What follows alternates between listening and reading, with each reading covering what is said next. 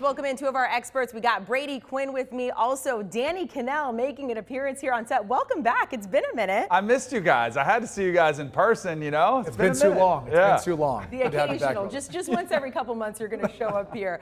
Let's dive into it. We got the SEC on CBS, the big one, Alabama at Florida. Dan Mullen still going with Emory Jones over Anthony Richardson here. So Alabama, it's the smallest spread they've seen so far. It's still pretty big, 15.5. The over-under here is 57.5. Danny, since you're new, you're back. We'll start with you. All right, sounds good. So we saw wild upsets last week. Like, we're trying to figure out these teams, and you get all these surprises. But the one constant we know, Bama is hands down the best team in college football, and I don't think it matters if they play neutral site like they did against Miami or if they have to go into the swamp. I'm laying these 15.5 all day long. Amanda, you did mention that Anthony Richardson wasn't going to start. I actually might have had a little bit more concern about this game for Alabama if Anthony Richardson was going to get the nod, but he did hurt his hamstring on one of those big runs that he rattled off. I don't know where his health is. I think Emory Jones is a problem for the Gators, so I don't think they're going to have any chance of staying in this game. I think Alabama rolls, especially now they're getting Jason McClellan involved in the run game. Good luck, Gators. Dan Mullen says there's not a quarterback controversy. There should be. Yes. Anthony Richardson has come in and legitimately given them a bit of a surge every single time, but as you can see the Bryce Young highlight, that's one of the elements that I think coming into this season. I was curious to see Alabama only return two starting offensive linemen. Bryce Young's ability to buy time and then make the most of just playing from the pocket and those talented wide receivers on the outside, he's been phenomenal this year. He's my Heisman candidate for the year. I said it earlier, I'm going to keep saying it often. There's nothing that should stand in this young man's way with the talent they have around him and the way he can extend plays. That's going to be a problem for this Florida defense. Danny, I'm with you. I like Bama. I'm going to lay the points. I think they're by far and away the best team in the country. And until Dan Mullen wants to start playing Anthony Richardson more, which I think would actually help out the Gators in this case, it's just hard to buy into them staying close in this one. I do think there are going to be some points scored. We don't know if Will Anderson's going to play, the outstanding edge rusher for Alabama. If he does, that obviously helps out Florida a little bit. So I like the over as well, not just laying the 15.5 points with Bama. Week 3 of the college football slate features one of the most passionate rivalries in the SEC as the top-ranked defending champs travel to the swamp to take on the unbeaten Gators. Even though the Tide lost a record-tying 6 players in the first round of this year's draft, they haven't skipped a beat. Our Brady Quinn says Bryce Young is going to be a 2-time Heisman winner, and he got off to a great start in blowing out the U. Bryce gets it, backpedals onto the end zone, loads up, looks long. He's got Williams behind the defense. Jamison makes the grab at midfield. 20, 10, 5. Touchdown, Alabama. 94 yards. And Alabama hasn't lost to Florida since 2008 when Tim Tebow led the Gators to their second national championship in 3 years. And for Florida to put up a good fight against Bama, they're going to need great play out of the quarterback position. But Dan Mullen isn't quite ready to make the change from Emory Jones to Anthony Richardson, not just yet. We have 2 really good quarterbacks. You'll see both of them play every single game. While Jones hasn't quite lived up to the hype in his first 2 starts, the electric playmaking ability Richardson has displayed so far is undeniable. Oh, my! That's a 74-yard touchdown run by Anthony Richardson. Can the Gators shock the world and pull off the massive upset in the swamp? Or will Saban and the Crimson Tide make it 8 in a row against Florida? We're in for a big-time clash in Gainesville on CBS.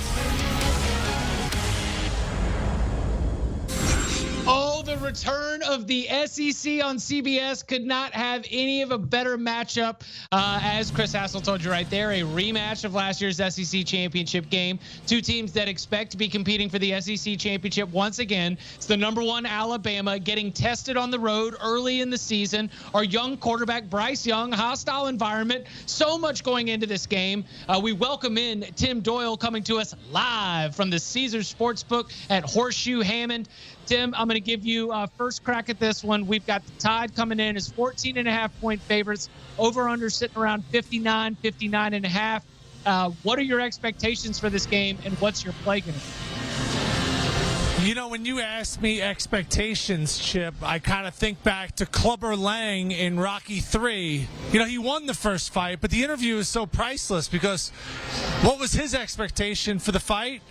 Pain. And that's kind of what I expect in this game, because when you bet against Alabama, and Nick Saban has covered nearly 60% of his road games in the SEC, you're asking for it, right? Everybody but Miami. How'd that go for you? Huh? That feel good, right? You never had a chance.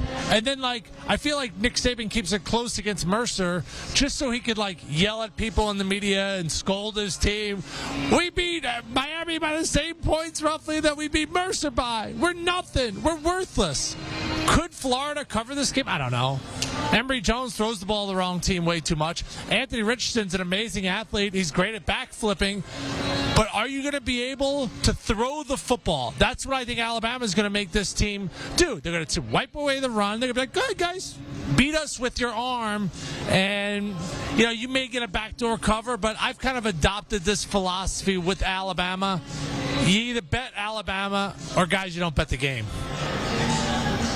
Yeah, Tim, you're 100% right, because Florida's offense is limited. If we look at Dan Mullen's coaching career, it's pretty clear the man knows what he's doing when it comes to A, coaching quarterbacks, and B, putting together offenses. So while Florida fans are clamoring for Anthony Richardson to take the starting job because he's had such amazing explosive plays in their first two games against FAU and USF, if Dan Mullen's not willing to give Richardson the keys just yet, I'm pretty sure there's a reason for it, and I definitely don't think this is the game he wants to do it, because Richardson has taken advantage of two bad defenses in South Florida and FAU.